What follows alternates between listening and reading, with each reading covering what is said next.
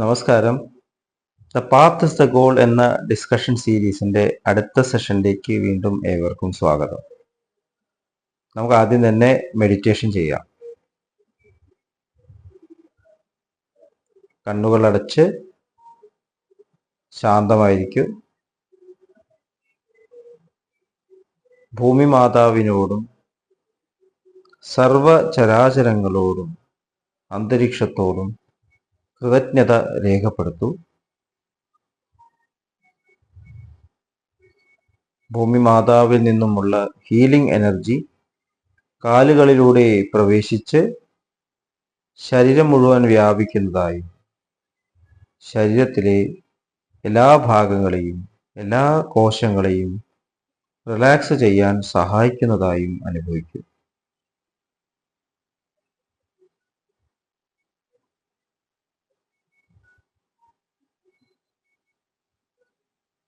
ശരീരം പൂർണ്ണമായും റിലാക്സ്ഡ് ആയി അനുഭവിക്കൂ. ഈ റിലാക്സേഷൻ ഹൃദയത്തിൽ അനുഭവിക്കൂ. ശ്വാസം ദീർഘമായി ഉള്ളിലേക്ക് എടുക്കൂ.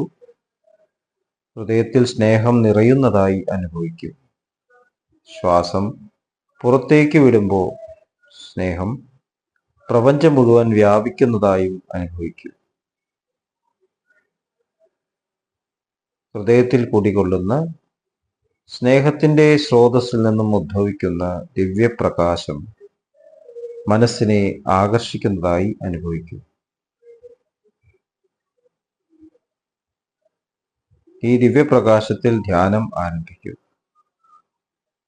മനസ്സിൽ ചിന്തകൾ വരുന്നുണ്ടെങ്കിൽ മൃദുവായി അവയെ അവഗണിക്കുക. ദിവ്യപ്രകാശത്തിൽ ധ്യാനം തുടരുക.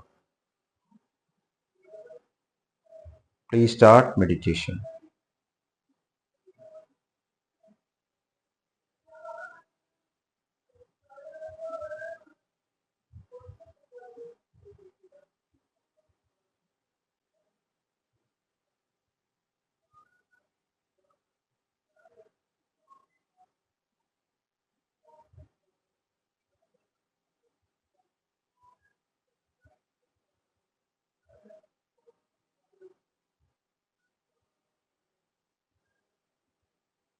ഓക്കെ, ആ കണ്ടീഷൻ ഹൃദയത്തിൽ നിലനിർത്തി പതുക്കെ കണ്ണുകൾ തുറക്കൂ.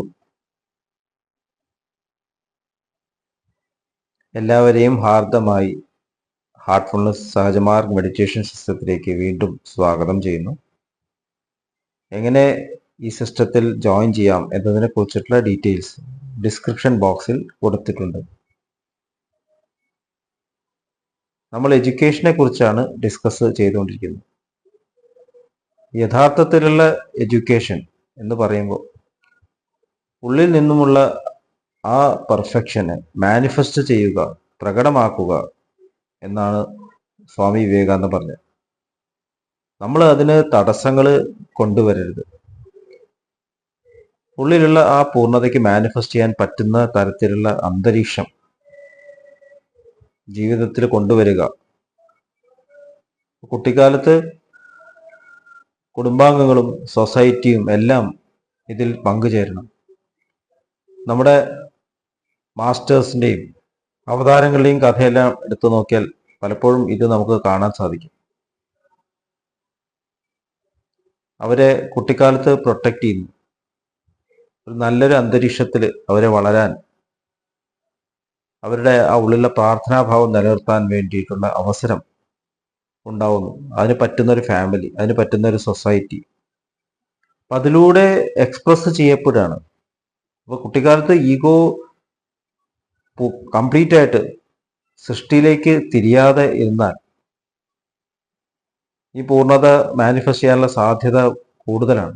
കാരണം ഉള്ളിലേക്ക് തിരിയാനുള്ള ഒരു സാധ്യത കുട്ടിക്കാലത്ത് തന്നെ ഡെവലപ്പ് ചെയ്യാൻ. നീ പുറത്താണ് എല്ലാ കാര്യങ്ങളും ചെയ്യുന്നത് ഉണ്ടെങ്കിലും ശരിക്കുള്ള നിന്റെ വളർച്ച നിന്റെ ഉള്ളിലാണ്, നിന്റെ മനസ്സിന്റെ ഉയർച്ചയാണെന്ന് കുട്ടിക്ക് മനസ്സിലാവണം. നമ്മൾ വൈരാഗ്യത്തെക്കുറിച്ച് പറഞ്ഞു.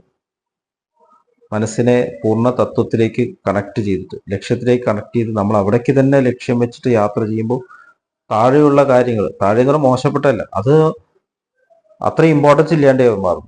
അത് മാത്രമല്ല, നമ്മൾക്ക് എല്ലാ പ്രവൃത്തികളും പൂർണ്ണത കൊണ്ടുവരാൻ സാധിക്കും. അപ്പോഴാണ് വൈരാഗ്യം എന്ന് പറയുന്നത്. നമ്മൾ അതിനെ വിടുകയല്ല, ഓടിപ്പോവല്ല. എപ്പോ ആണെങ്കിലും അതിൽ വീണ്ടും ഇടപെടാം, പൂർണ്ണമായിട്ടും സ്നേഹത്തോടെ പങ്കെടുക്കാം എന്നുള്ള ആ ബോധത്തോടു കൂടിയാണ് നമ്മൾ യാത്ര ചെയ്യുന്നത്. ഇനി വരുന്ന ആൾക്കാരെ ലീഡ് ചെയ്യാൻ തക്കവണ്ണം തയ്യാറായിക്കൊണ്ടാണ് നമ്മൾ യാത്ര ചെയ്യുന്നത്. അല്ല ഞാൻ എത്തിയിട്ട് ഇനി എനിക്ക് വേറെ ജോലിയൊന്നും ഇല്ല എന്ന് മാറി നിൽക്കാനല്ല. അപ്പൊ ഈ യാത്രയിൽ വൈരാഗ്യം കഴിഞ്ഞിട്ട് നമ്മുടെ ജീവിതത്തിൽ വളരെ പ്രധാനപ്പെട്ട ഒരു ഘടകമാണ് അഹിംസ എന്ന് പറയുന്നത്. യോഗ സാധനയിൽ സാധന ചതുഷ്ടയം എന്ന് പറയും. അതിൽ വിവേകം, വൈരാഗ്യം, അതിനുശേഷം വരുന്ന ആദ്യത്തെ സ്റ്റെപ്പില് സാധനാ ചതുഷ്ടയത്തില് 4ാമത്തെ ഭാഗം എന്ന് പറയുമ്പോൾ ഷഡ് സമ്പത്തികൾ എന്ന് പറയും. അപ്പോൾ വാക്കിനല്ല പ്രാധാന്യം, അത് മനസ്സിലാക്കാൻ വേണ്ടി പറയാം. അപ്പോൾ ഷഡ് സമ്പത്തികളിൽ ആദ്യത്തെ ഭാഗം വരുന്നത് ശമം ആണ്. ഈ ശമം എന്ന് പറയുമ്പോൾ മനസ്സിനെ റെഗുലേറ്റ് ചെയ്യുക. മനസ്സിനെ റെഗുലേറ്റ് ചെയ്യാനുള്ള സ്റ്റെപ്സാണ് അഷ്ടാംഗ യോഗ പദ്ധതിയിൽ പതഞ്ജലി മഹർഷി ക്രോഡീകരിച്ചത്. യമ, നിയമ, ആസന, പ്രാണായാമ, പ്രത്യാഹാര, ധരണ, ധ്യാന, സമാധി. ഇങ്ങനെയാണ് അഷ്ടാംഗ യോഗ പദ്ധതിയിൽ. അപ്പൊ അതില് യമം എന്നുള്ള ഫസ്റ്റ് സ്റ്റെപ്പിൽ അഹിംസ വളരെ ഇമ്പോർട്ടൻ്റ് ആയിട്ടുള്ള ഒരു ഘടകമായിട്ട് പറയുന്നു. അഹിംസ പരമോ ധർമ്മ എന്ന് മഹാത്മാഗാന്ധിജി പറയാറുണ്ട്. Love all, hurt none. ആരെയും വേദനിപ്പിക്കരുത്. കാരണം ഈ പ്രപഞ്ചത്തിലുള്ളതെല്ലാം ആ പ്യൂരിറ്റിയുടെ, എൻ്റെ തന്നെ ഉള്ളിലുള്ള ആ പ്യൂരിറ്റിയുടെ റിഫ്ലക്ഷൻസ് ആണ്. ശരിക്ക് നമ്മൾ ആരെങ്കിലും വേദനിപ്പിക്കുമ്പോൾ നമുക്കുള്ളിൽ ആ വേദന അനുഭവപ്പെടുന്നു. അതുകൊണ്ടാണ് നമ്മൾ ന്യായീകരണങ്ങൾ കണ്ടെത്തുന്നത്, നമ്മൾ ഒളിച്ചിരിക്കുന്നത്, നമുക്ക് അതിൽ നിന്നും സന്തോഷം ലഭിക്കാത്തത്. മറ്റുള്ളവരെ വേദനിപ്പിച്ച് കിട്ടുന്ന വിജയങ്ങൾക്ക് നമുക്ക് സന്തോഷം ഉണ്ടാവില്ല, നമുക്ക് കുറ്റബോധം ഉണ്ടാവും. അതുകൊണ്ടാണ് ആരെയും ഹേർട്ട് ചെയ്യരുത് പറയുന്നത്. ആനിമൽ ലൈഫ് വരെ ഈ ഒരു ഫീല് നമുക്ക് കാണാൻ സാധിക്കില്ല. അവരുടെ ആവശ്യങ്ങൾക്കായിട്ട് ചിലപ്പോൾ ഹിംസ ഉപയോഗിക്കുന്നു. ഒരു കാർണിവോറസ് ആനിമല് ഹെർബിവോറസ് ആനിമലിനെ ഭക്ഷിക്കുന്നു. അത് ഹിംസ എന്ന് പറയാൻ പറ്റില്ല, അവരുടെ നാച്ചുറൽ നേച്ചറാണ്. അവിടെ അവർക്ക് കമ്പാഷൻ ഇല്ല. അവർ ആവശ്യം കഴിഞ്ഞാൽ പിന്നെ അവർ ആക്രമിച്ച് നശിപ്പിക്കില്ല. അവർ ഭക്ഷണം കിട്ടാത്തപ്പോഴാണ് അവരങ്ങനെ ചെയ്യുന്നത്. ഇല്ലെങ്കിൽ അവർക്ക് എന്തെങ്കിലും ശാരീരികമായിട്ടുള്ള അസ്വാസ്ഥ്യം വേണം, അല്ലെങ്കിൽ അവരെ അത്രയും വേദനിപ്പിച്ചിട്ടുണ്ട്, അവരതിന് റിയാക്ട് ചെയ്യാണ് ചെയ്യുന്നത്. മനുഷ്യൻ അങ്ങനെയല്ല. മനുഷ്യൻ എന്ന് പറയുമ്പോൾ മനുഷ്യന് മനസ്സിലായി ഈ പ്രപഞ്ചമാണ് എന്നെ നിലനിർത്തുന്നത് എന്ന്. ഈ പ്രപഞ്ചം ഇല്ലെങ്കിൽ ഞാനെന്നുള്ള ഈ വ്യക്തിത്വത്തിന് നിലനിൽപ്പില്ല. അപ്പൊ ഇവിടെയുള്ള ഓരോ ഘടകവും ഇമ്പോർട്ടൻ്റ് ആണ്. എല്ലാം ഹാർമണൈസ് ചെയ്തിട്ടിരിക്കാൻ മാത്രമേ എനിക്ക് ഗ്രോത്ത് ഉണ്ടാവുള്ളൂ എന്ന് മനസ്സിലാക്കുകയാണ്. അപ്പൊ അതുകൊണ്ട് ഹേർട്ട് ചെയ്യാൻ പാടില്ല. നമ്മൾ ഹേർട്ട് ചെയ്യാന്ന് പറയുമ്പോൾ ജീവജാലങ്ങൾ ഹേർട്ട് ചെയ്യാൻ മാത്രമല്ല, പ്രകൃതിയിലുള്ള ഓരോ വിഭവങ്ങളെയും നമ്മൾ അനാവശ്യമായി ഉപയോഗിക്കുമ്പോൾ അവിടെ ഹേർട്ട് ഉണ്ട്. നമ്മൾ എൻവയൺമെന്റിനെ ഹേർട്ട് ചെയ്യുന്നു, ഭൂമിയെ ഹേർട്ട് ചെയ്യുന്നു. ഭൂമി മാതാവിനെ നമ്മൾ എത്ര ഹേർട്ട് ചെയ്യുന്നുണ്ട്. നമ്മൾ മലകൾ അടിച്ചു തൂർക്കുന്നു, നമുക്ക് ഇഷ്ടമുള്ള മാതിരി റോഡ് പണിയുന്നു. നമ്മൾ തന്നെ നിശ്ചയിക്കുകയാണ് അതൊക്കെ പുരോഗമനമാണ്. അപ്പൊ ആ വേദന തിരിച്ചു വരുന്നു പ്രകൃതി കറക്റ്റ് ചെയ്യാൻ വേണ്ടി. നമ്മൾ പ്രകൃതിക്ഷോഭം എന്ന് പറയും. പ്രകൃതി ക്ഷോഭിക്കാറില്ല, കറക്റ്റീവ് മെക്കാനിസം മാത്രമേ ഉള്ളൂ. നമ്മൾ ഭക്ഷണം കഴിച്ചിട്ട് ദഹിക്കാത്തപ്പോൾ ഛർദ്ദിക്കുന്ന പോലെ പ്രകൃതിക്ക് അറിയാതെ തന്നെ ഇതിനോട് പ്രതികരിക്കേണ്ട ആവശ്യമില്ല, അറിഞ്ഞിട്ടല്ല അത് ചെയ്യുന്നു. ആർതർ കോർണൻ ഡോയിലിന്റെ ഷെർലോക്ക് ഹോംസ് എന്നുള്ള പുസ്തകം അല്ലാതെ വേറൊരു പുസ്തകം ഞാൻ വായിച്ചിട്ടുണ്ട്, പ്രൊഫസർ ചാലഞ്ചർ. അദ്ദേഹം ഒരു എക്സ്പെരിമെന്റ് നടത്തുന്നതായിട്ടാണ്, അതിൽ ഒരു ഫിക്ഷനാണ്. ഭൂമിയെ ആഴത്തിൽ വേദനിപ്പിക്കും ഭൂമിയിൽ ഉണ്ടാവുന്ന പ്രകമ്പനങ്ങളാണ് ആ കഥയിൽ പറയുന്നത്. അപ്പൊ ഭൂമിയിലുള്ള ഓരോ വിഭവവും യഥാർത്ഥത്തിൽ എൻ്റെ തന്നെ ആവശ്യത്തിനുള്ളതാണ്, ഞാനല്ലാതെ വേറൊന്നുമില്ല. ഭഗവാൻ പറയുന്നുണ്ട് നമ്മുടെ ശരീരത്തിൽ ഓരോ സെല്ലും ഓരോ ഭാഗവും പഞ്ചഭൂതങ്ങളാൽ നിർമ്മിതമാണ്. പ്രകൃതി നമുക്ക് നൽകിയതാണ്, വീണ്ടും വീണ്ടും നൽകിക്കൊണ്ടിരിക്കുന്നു. നമ്മൾ ഭക്ഷണം കഴിക്കുമ്പോൾ നമ്മളൊന്നും അറിയുന്നില്ല, അത് സെല്ലുകൾ എടുക്കുന്നു, ശരീരം വളരുന്നു, റീജനറേറ്റ് ചെയ്യുന്നു, പലതും ചെയ്യുന്നുണ്ട്. അപ്പൊ നമുക്ക് അതിനോട് ഗ്രാറ്റിറ്റ്യൂഡ് വേണം. ഇത്രയും കാര്യങ്ങൾ ചെയ്തു തരുന്ന പ്രകൃതി നമ്മളെ പ്യൂരിറ്റിയിൽ നിലനിർത്തണം. അപ്പൊ ആ ഹേർട്ട് നമ്മുടെ ഉള്ളിൽ വരരുത്. നമ്മൾ ഡിവൈൻ ആയിട്ടുള്ള സ്വഭാവം ആലോചിച്ച് നോക്കൂ, അവിടെ പൂർണ്ണമായിട്ട് അഹിംസയാണ്. മഹാത്മാഗാന്ധിജി അഹിംസ എന്ന് പറയുമ്പോൾ സോൾ ഫോഴ്സ് എന്നാണ് പറഞ്ഞത്, ആത്മാവിന്റെ ശക്തി. മറ്റത് ബ്രൂട്ട് ഫോഴ്സ് ആണ്.